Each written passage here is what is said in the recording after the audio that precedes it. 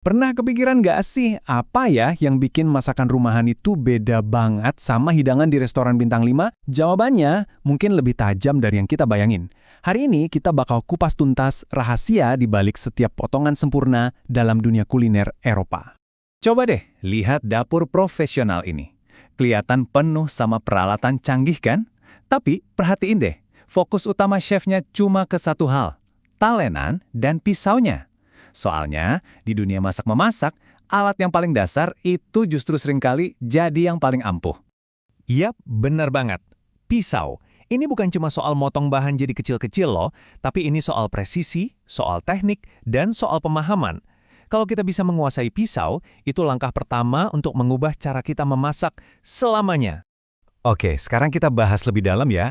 Kenapa sih para chef itu obsesi banget sama potongan yang seragam? Ternyata, ini bukan cuma buat kelihatan cantik aja, tapi ada ilmunya di balik itu semua. Dan ini sangat mempengaruhi hasil akhir masakan kita.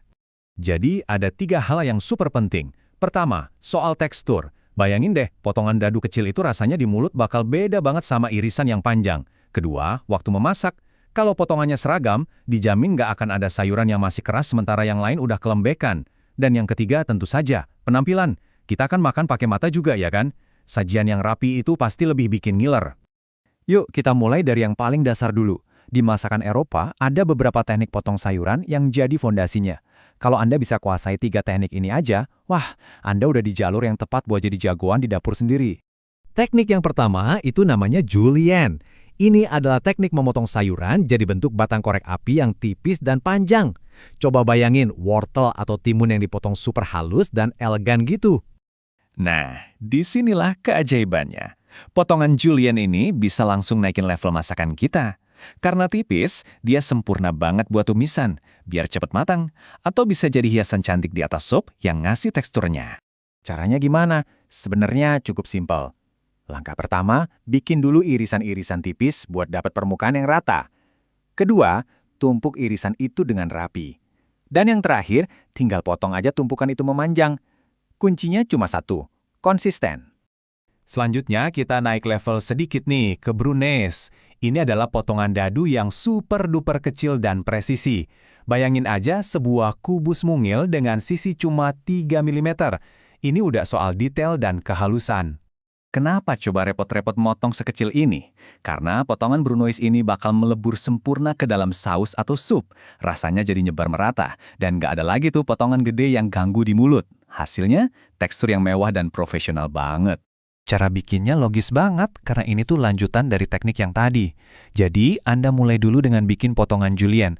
Kalau udah, kumpulin batang-batang julienne itu jadi satu. Terakhir, tinggal potong melintang deh buat dapat dadu-dadu kecil yang seragam. Gampang kan? Oke, teknik dasar terakhir buat sayuran adalah chiffonade. Dengar namanya aja udah cantik ya. Nah, teknik ini khusus buat sayuran berdaun hijau atau herbal kayak daun basil, mint, atau bayam. Hasilnya nanti itu irisan tipis-tipis kayak pita. Teknik yang satu ini asli satisfying banget pas dilakuin. Pertama, tumpuk beberapa lembar daun. Kedua, gulung rapat-rapat, ya kayak cerutu gitu. Terus yang ketiga, tinggal iris aja gulungan itu tipis-tipis. Hasilnya pita-pita hijau cantik yang sempurna buat hiasan di atas pasta atau salad. Oke, sayuran udah jago. Sekarang, kita masuk ke tantangan berikutnya, protein. Motong daging dan unggas itu butuh pendekatan yang beda, tapi sama-sama butuh presisi yang tinggi. Kalau motong unggas, misalnya ayam utuh, ada 3 aturan emas. Pahami dulu anatominya, di mana letak sendi dan tulangnya. Terus, pastikan pisaunya super tajam. Ini penting buat keamanan dan hasilnya bersih. Dan yang paling penting, jangan coba-coba potong tulangnya. Tapi cari dan potong pas di sendinya. Jauh lebih gampang dan rapi. Nah, kalau daging merah kayak sapi, aturannya cuma satu. Dan ini nggak bisa ditawar, selalu potong berlawanan arah dengan seratnya. Serat itu yang kelihatan kayak garis-garis di daging. Dengan motong melawan serat, kita memperpendek serat ototnya, dan ini bikin setiap gigitan jadi jauh lebih empuk. Memilih potongan steak yang pas itu juga penting loh, masing-masing punya karakter unik. Misalnya rib eye, dia punya banyak lemak, atau marbling yang bikin rasanya gurih banget. Kalau sirloin, lebih sedikit lemaknya tapi tetap empuk dan beraroma. Nah, kalau tenderloin, ini juaranya empuk dengan rasa yang lebih ringan, sempurna buat acara spesial kayak bikin filet mignon. Dan sekarang, kita sampai di ujian terakhir, puncak dari semua keterampilan pisau. Ikan. Dagingnya yang lembut dan tulangnya yang halus itu butuh sentuhan yang super hati-hati dan presisi tingkat dewa. Nyiapin ikan utuh itu ada 3 langkah utama. Langkah pertama, bersihin semua sisiknya. Langkah kedua, buang isi perutnya sampai bersih. Dan langkah terakhir yang paling menantang, yaitu memfilet. Ini adalah seni memisahkan daging dari tulang punggungnya dengan satu gerakan pisau yang mulus dan panjang. Dan inilah hasilnya, sebuah file yang sempurna. Bersih, gak ada satupun duri atau tulang yang tersisa. Ini udah kayak kanvas kosong yang siap kita ubah jadi mahakarya, entah itu mau dipanggang, dikukus, atau digoreng. Jadi pada akhirnya, pisau itu lebih dari sekedar alat ya. Pisau itu seolah jadi bagian dari diri seorang chef.